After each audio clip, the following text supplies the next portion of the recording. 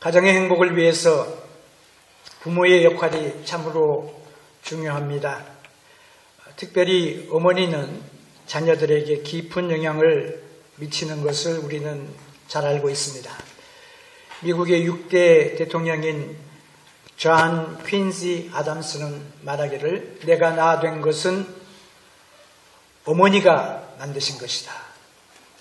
16대 대통령 에이브러함 링컨 말하기를 내가 지금의 이 모습이나 나의 소망하는 모습은 다 나의 천사 어머니의 것이다.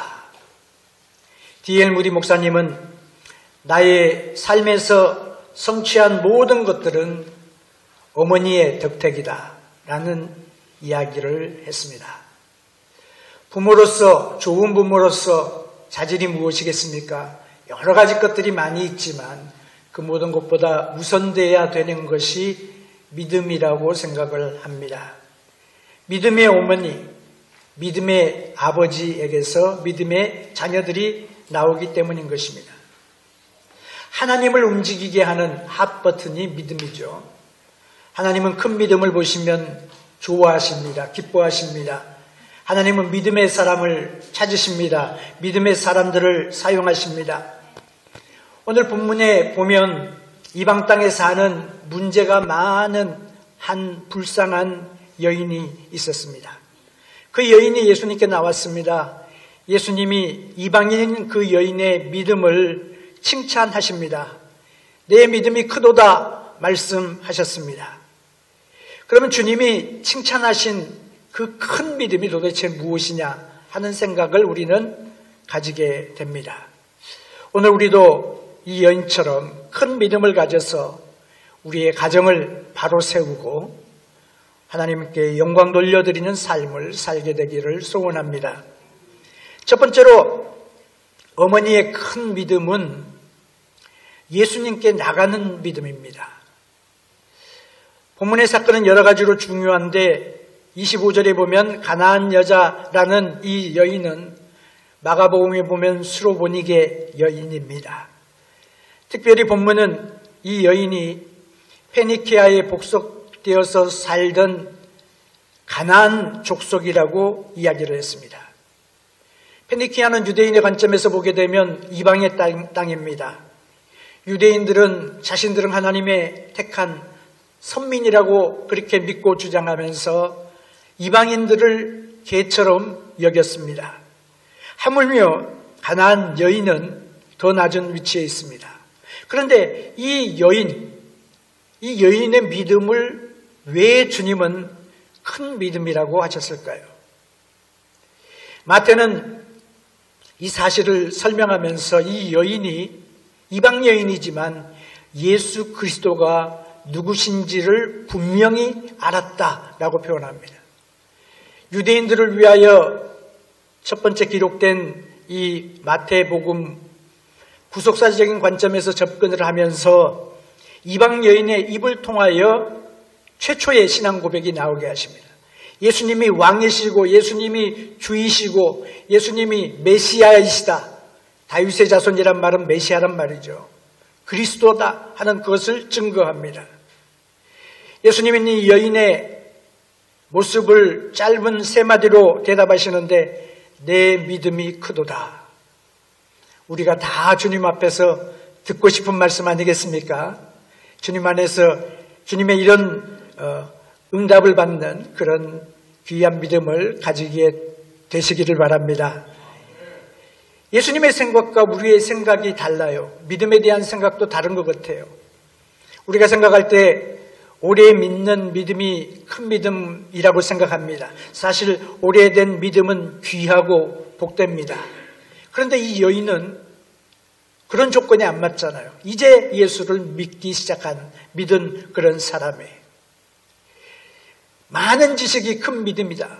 성경에 대하여 많은 지식과 많은 여러 가지 이론들을 아는 것이 큰 믿음인가? 아니에요. 이 여인은 조직적인 성경 공부도 신학적인 훈련도 받지 못한 사람이었습니다.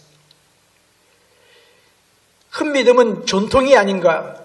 그런데 이 여인은 이방인이었어요.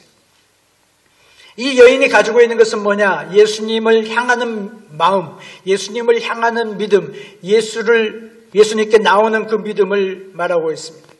자기의 어려움을 예수님께 나와서 예수님의 그 능력으로 자기의 딸의 문제, 그 가정의 어려움을 극복하기 원하는 그 마음, 문제 해결을 위하여 예수님께 나오는 그 믿음이 큰 믿음이라는 것입니다. 이 여인의 딸은 흉악한 귀신이 들렸습니다. 딸 문제를 가지고 예수님께 나오는데 많은 사회적인 장애가 있었을 것입니다.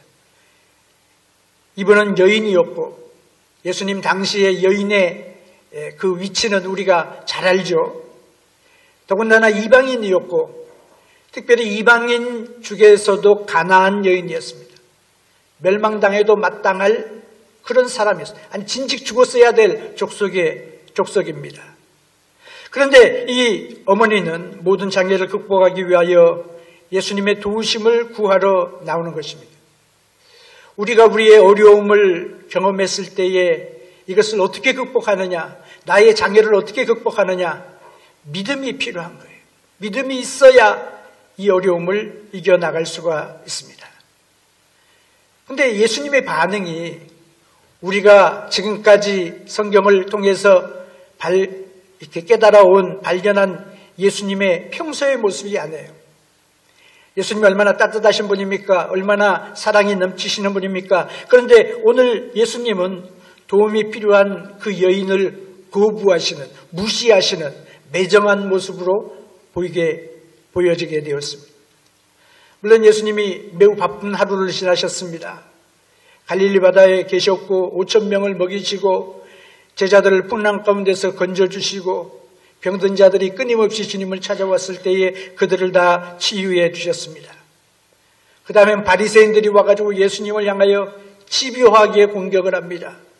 성경으로 공격을 하고 예수님의 하시는 일을 트집 잡아서 공격을 합니다.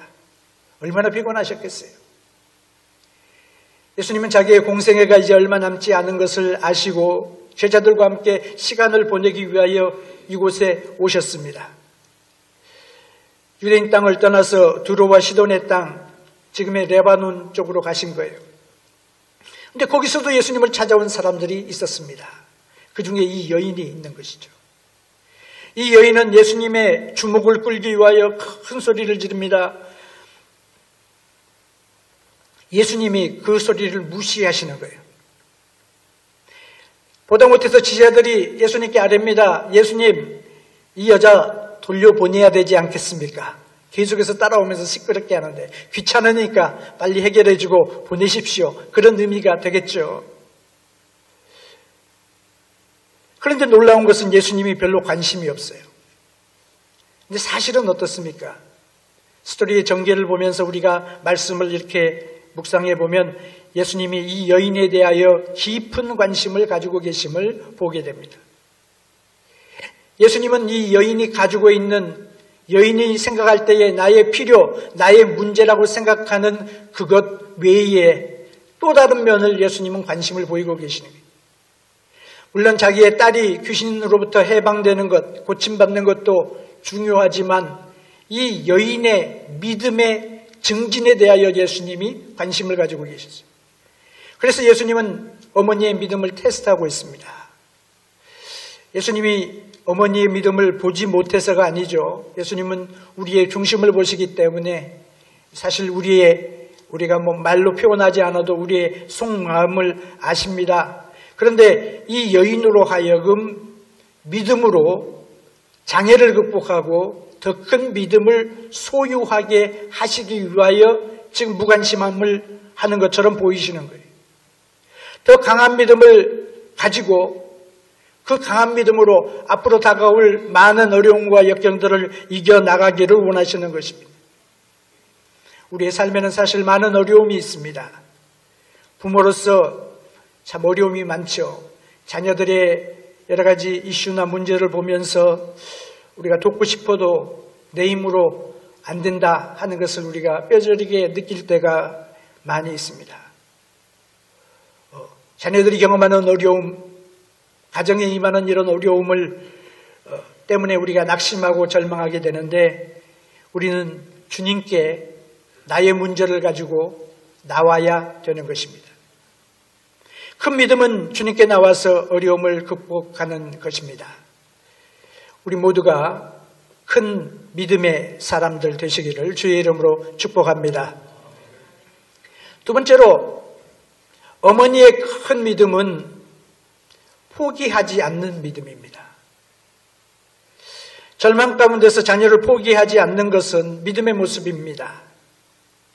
이 여인이 예수님께 지속적으로 나가기 위해서 부딪힌 세 가지 방해들이 있습니다. 첫 번째는 예수님의 침묵입니다.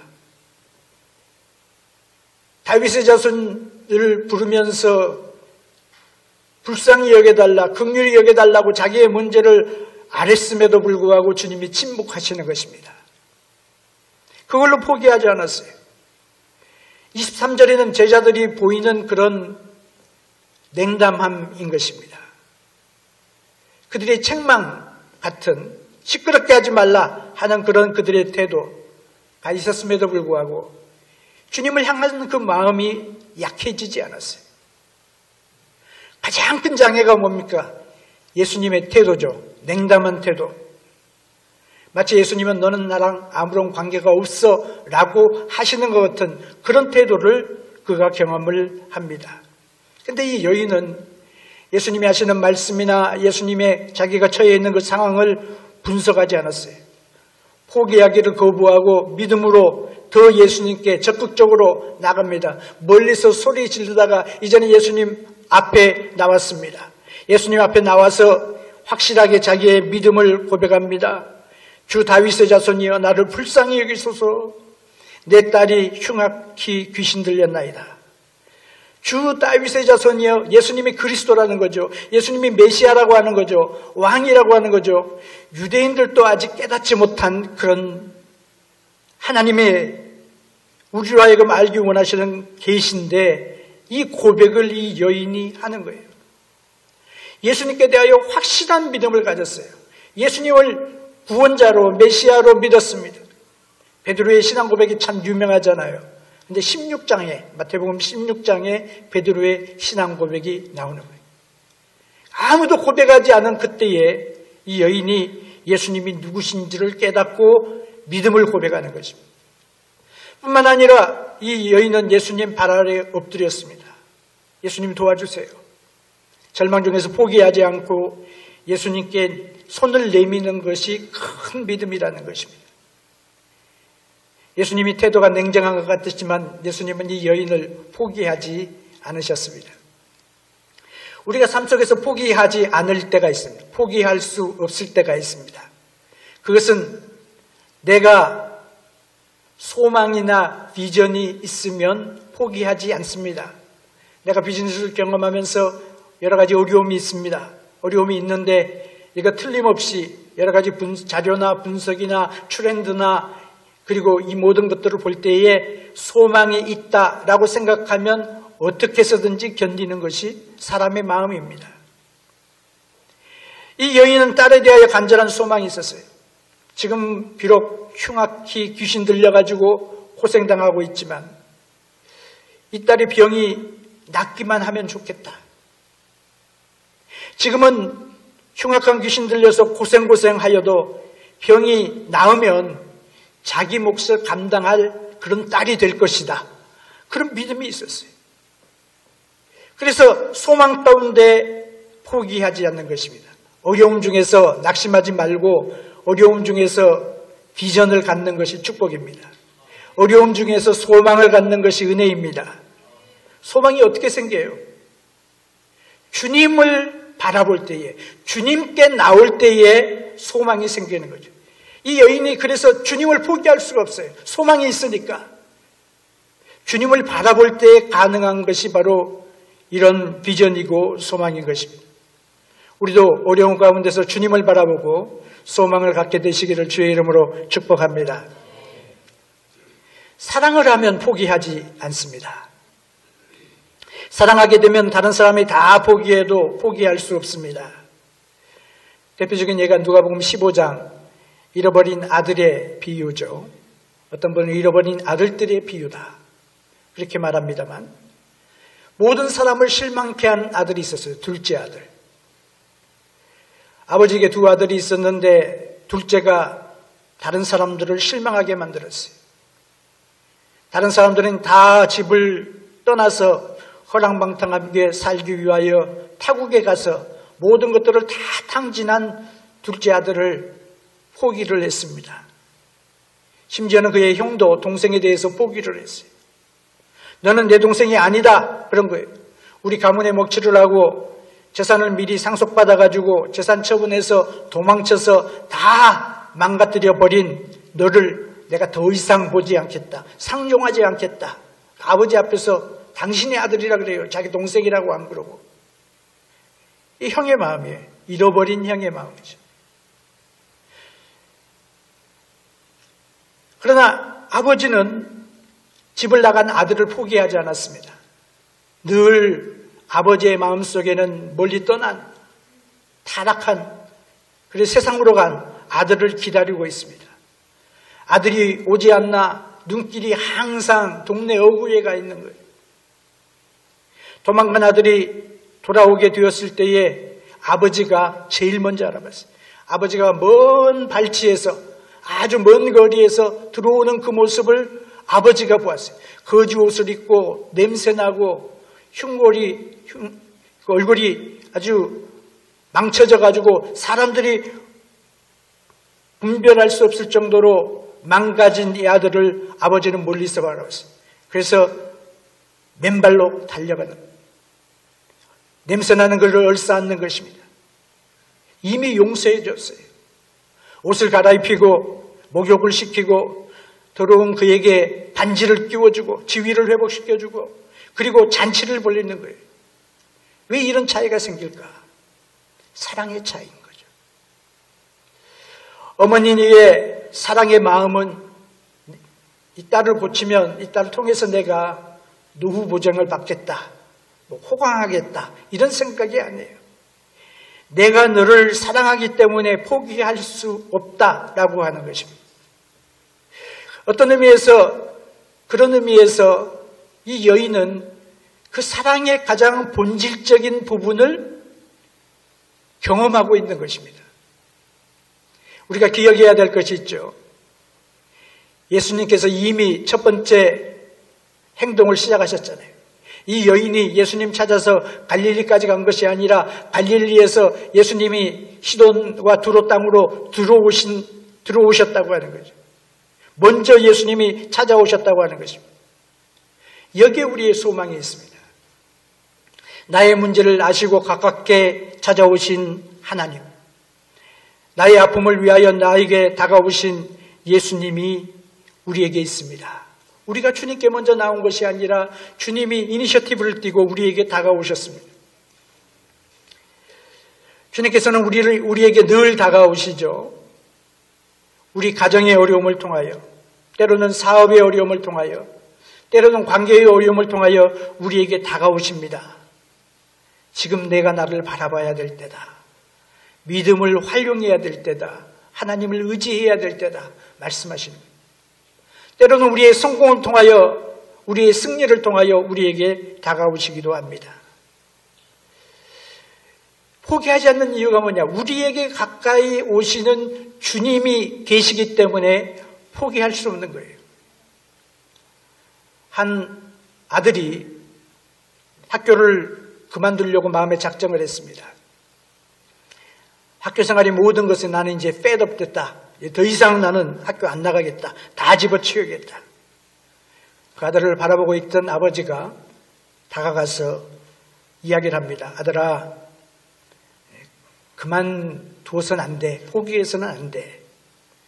역사상 기억되었던 많은 사람들은 전부 다 포기하지 않은 사람이는. 또 미국의 16대 대통령 아브라함 링컨 알지? 포기하지 않은 사람이야. 유명한 발명왕 토마스 에디슨 알지? 그도 역시 많은 실패 가운데서 포기하지 않은 사람이야. 알버트 아인슈타인 알지? 어렸을 때에 부적절하다고 판정을 받았음에도 불구하고 포기하지 않고 지속적으로 매진한 결과 그런 일을 하지 않았냐. 또 엘모 클린들 그러니까 아들이 말을 가로챕니다. 잠깐만요 아빠, 나는 딴 사람들은 알겠는데 엘모 클린들은 제가 모르겠는데요. 그랬더니 아버지가 대답합니다. 엘모 클린들은 내가 기억하지 못할 것이다. 왜? 그는 포기했기 때문이다. 아버지가 아들에게 지혜로운 권면을 한 것입니다. 포기하면 일을 이루지 못합니다. 포기하면 열매를 거두지 못합니다. 어려움이 있다고 해도 포기하지 않는 것이 사랑이고, 포기하지 않는 사랑은 어머니의 사랑, 아버지의 사랑 속에 나타나는 것입니다. 우리가 이 사랑을 어떻게 줄 수가 있어요? 우리 주님이 우리를 향하여 행하신 사랑이 바로 그와 같은 사랑이죠.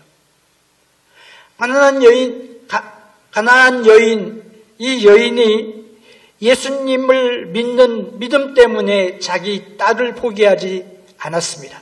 예수님께 나가면 예수님이 해결해 주실 것을 믿는 거죠. 마찬가지로 우리도 예수를 믿기 때문에 우리는 포기해서는 안 되는 것입니다. 우리의 자녀들 포기해서는 안 되는 것입니다. 나의 주변에 있는 믿음에 약한 사람들 포기해서는 안 되는 것입니다. 아직 믿지 않는 나의 식구들, 그들을 위한 기도를 포기하지 말아야 됩니다. 포기하지 않고 주님 안에 소망을 갖고 지속적으로 주님께 내어놓고 나가는 삶을 살면 주님이 이루어 주시는 날을 경험하게 될 것입니다. 예수님 안에서 비전과 사랑으로 포기하기를 거부하고 큰 믿음을 가지고 나가게 되시기를 주의 이름으로 축복합니다. 세 번째로 어머니의 큰 믿음은 오직 예수님만을 바라보는 믿음입니다. 이 여인이 포기하지 않은 이유 중에 가장 큰 이유는 제 생각에 예수님 외에는 다른 데가 갈 데가 없었기 때문이라고 생각을 합니다. 오직 주님밖에 없기 때문에 오직 예수님만을 바라는 믿음을 가지게 된 것이죠. 오직 주님의 긍휼하심만을 바라는 것이죠. 이 여인의 믿음이 큰 믿음이라 잘 이해가 안 되는 말씀이에요. 오랜 세월 동안 말씀을 묵상하고 또 묵상하면서 이런 것을 깨달았습니다.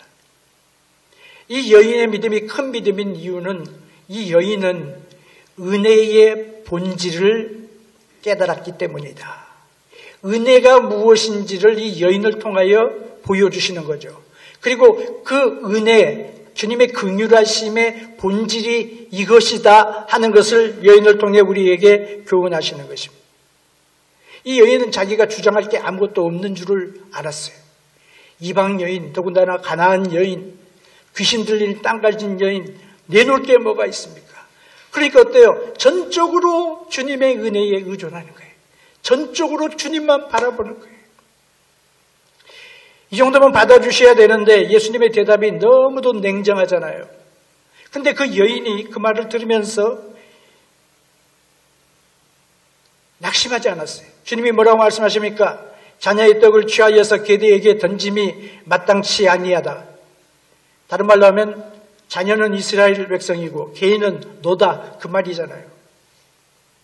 자녀의 떡은 생명의 떡인데 이 축복은 하나님의 백성들에게 주는 축복이지, 너는 이방인 여인이 아니냐, 너는 개다, 너는 은혜 받을 자격이 없다, 이런 말씀이라고 하는 거죠. 만약에 우리가 이 말씀 들었으면 어떨까요? 10중 8구 시험에 들었을 거예요.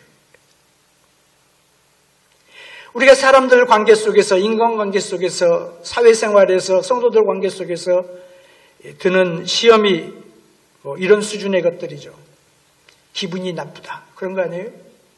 나를 알아주지 않았다, 나를 무시했다, 나 혼자만 이런 일을 하고 왜 나 혼자만 아무도 알아주지 않느냐, 그런 여러 가지 비슷한 그런 표현들을 우리가 마음속으로 불쑥불쑥 하곤 합니다.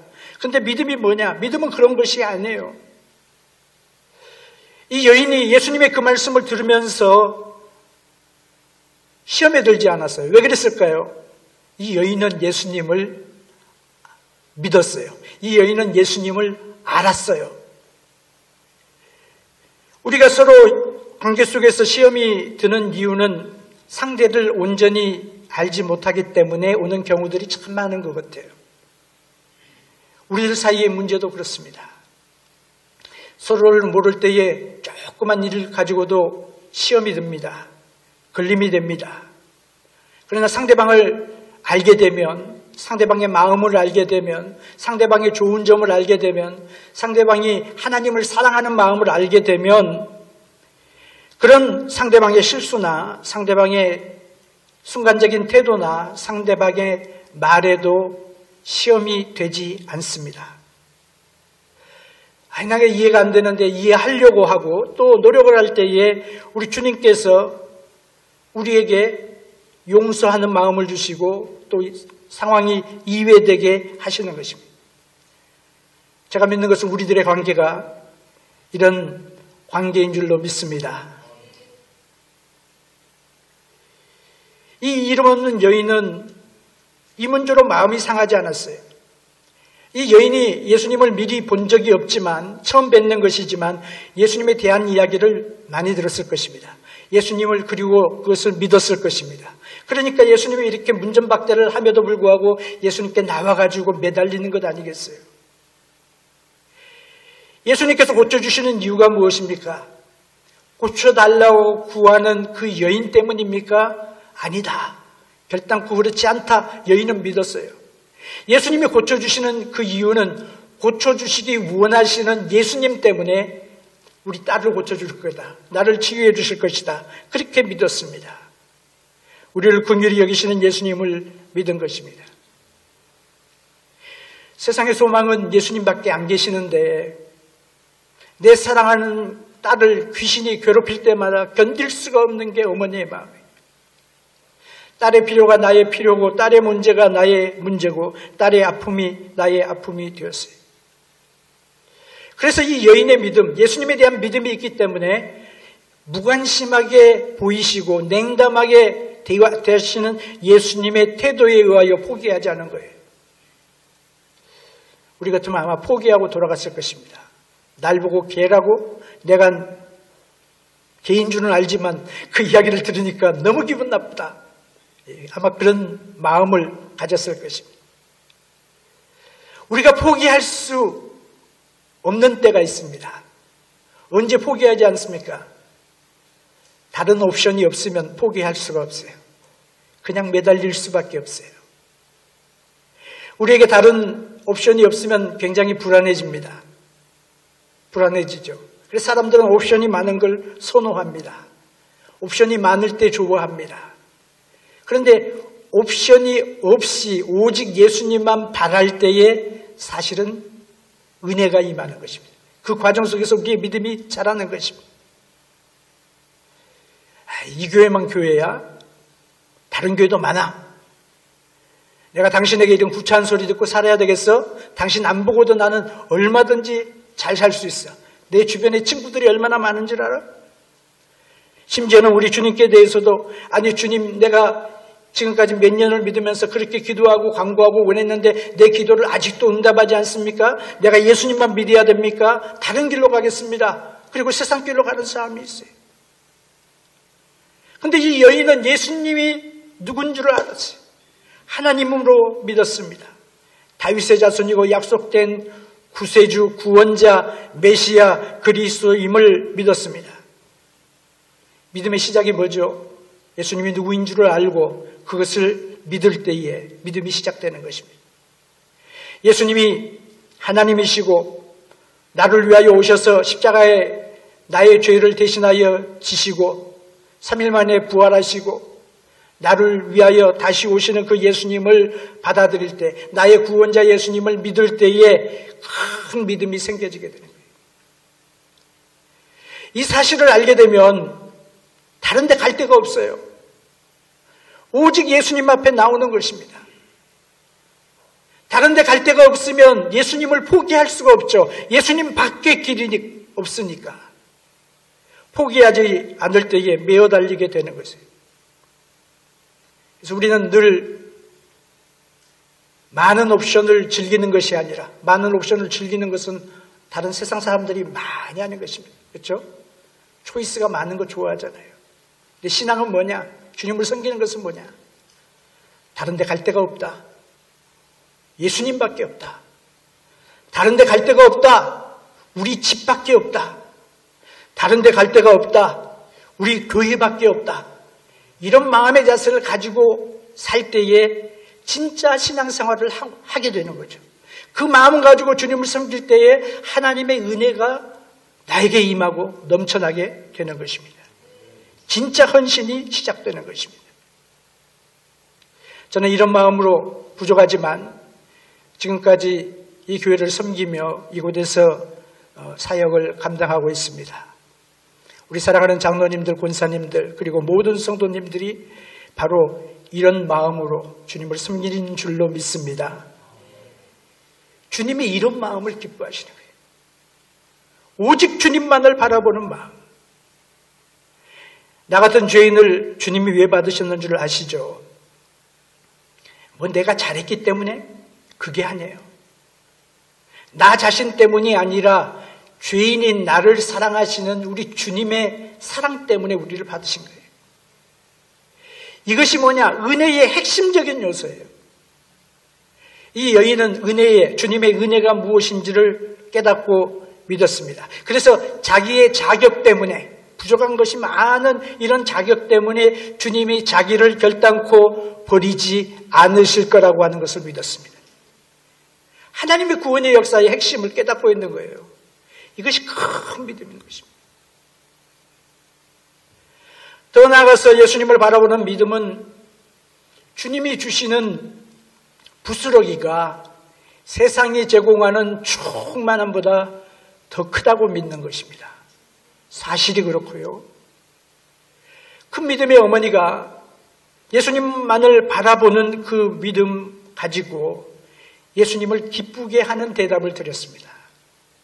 이 여인의 대답이 뭐라고 예수님께 말씀을 올립니까? 주여 올소이다마는 걔들도 제 주인의 상에서 떨어지는 부스러기를 먹나이다. 얼핏 생각하면 무슨 말인지 잘 와닿지 않지만 부잣집 주인이 밥 먹다가 걔들한테 빵 부스러기, 고기 부스러기 주잖아요. 그런 것처럼 이 여인이 주님, 저는 유대인도 아니고 택한 백성도 아니지만 주님이 주시는, 걔들에게 주시는 그 부스러기만이라도 주시면 충분합니다 하는 그런 믿음의 고백입니다. 나는 개입니다. 나는 하나님의 자녀라고 불리울 가치가 없습니다. 그런데 우리 주님은 은혜가 풍성하고 긍휼히 여기시는 분이 아니십니까? 주인이 개에게 던져주는 그 부스러기 조각이라도 저는 충분합니다. 부스러기 은혜만으로도 내 딸을 고칠 수 있음을 확실히 믿습니다. 그 이야기를 하는 거죠. 이 여인은 예수님의 냉대에 예수님을 떠나지 않았습니다. 오해하지 않았습니다. 시험 들지 않았습니다. 이 여인이 예수님 앞에서 우는 것입니다. 주님, 저는 떡 받을 자격이 없지만 그러나 부스러기만으로도 충분합니다. 예수님이 주시는 부스러기 은혜만으로도 저는 충분합니다. 그 부스러기를 주십시오. 그 부스러기 은혜라면 내 딸의 흉악한 귀신도 쫓겨나갈 것이고 그 부스러기 은혜라면 나의 삶에 넘치는 것이 될 줄로 믿습니다. 주님이 주시는 그 부스러기, 아무것도 아닌 빵 조각, 그 조그만 그것이 세상에서 제공하는 충만한 것, 세상에 제공하는 모든 것보다 더 귀합니다. 더 사모됩니다. 이 믿음의 고백을 하고 있는 것입니다. 주님의 부스러기 은혜라도 나에게는 충만한 것입니다. 예수님께 나갈 때에 이런 태도가 필요합니다. 이런 믿음이 필요합니다. 사실 이 여인 탓할 거 있습니까? 나도 마찬가지죠. 하나님 앞에 주장할 게 뭐가 있어요? 하나님이 긍휼히 여기심만 바랄 뿐이죠. 내가 하나님께 요구할 수 있는 것은 아무것도 없어요. 하나님을 거역하고 반항하는 생활만 살아온 인생이 아닙니까? 그래서 우리가 구하는 것은 주님의 은혜예요. 오직 우리가 믿고 의지하는 것은 하나님의 은혜인 것입니다. 내가 바라는 것도 다른 것이 아니라, 다른 어떤 대상이 아니라 오직 예수 그리스도이신 것입니다. 그래서 예수님이 알아주시면 그것으로 족한 거예요. 예수님 한 분만으로 만족이 되는 거예요. 세상이 이해를 못하죠. 부스러기 은혜를 사모하지도 않았거니와 부스러기 은혜를 무시하니까. 주님이 뭐라고 대답하세요? 여인아, 내 믿음이 크도다. 엄청난 칭찬을 하셨습니다. 주님이 믿음이 크다라고 칭찬하신 인물들이 몇 명 없습니다. 도리어 제자들에게 믿음 없다 책망하셨죠. 그런데 큰 믿음으로 칭찬하신 몇 명의 사람들 가운데 이 이방 여인이 들어가게 되었습니다. 사랑하는 성도 여러분, 나의 삶의 현장이 어디 있습니까? 어디 있든지 관계가 없어요. 큰 믿음의 사람이 되시기를 바랍니다. 나의 문제를 가지고 주님께 나왔는데 주님이 당장 응답하지 않으십니까? 큰 믿음을 가지고 계속 주님을 향하여 의지하고 신뢰하시기 바랍니다. 나에게 믿음의 큰 어머니가 있습니까? 하나님 앞에 감사하고 우리의 믿음의 어머니들을 존귀하게, 아버님들을 존귀하게 생각하시길 바랍니다. 살아계실 때에 잘 공경하시기를 바랍니다. 우리의 부모님이 아직 예수를 모르십니까? 최고의 효도가 뭐라고요? 부모님 예수 믿도록 안내자가 되는 것입니다. 가장 좋은 아버지, 가장 좋은 어머니는 큰 믿음의 아버지, 큰 믿음의 어머니가 되는 것입니다. 우리가 큰 믿음의 사람이 되면 절망을 이기는 힘을 얻습니다. 아버지가 큰 믿음의 아버지가 되면 가정이 살게 됩니다. 부모가 큰 믿음의 부모가 되면 자녀들이 살게 됩니다. 그리고 그들의 장래는 소망이 있게 되는 것입니다. 오늘 이 시간 주님께서 우리 아버지, 어머니들을, 우리 모두를 큰 믿음의 사람으로 세워주시기를 주의 이름으로 축복합니다.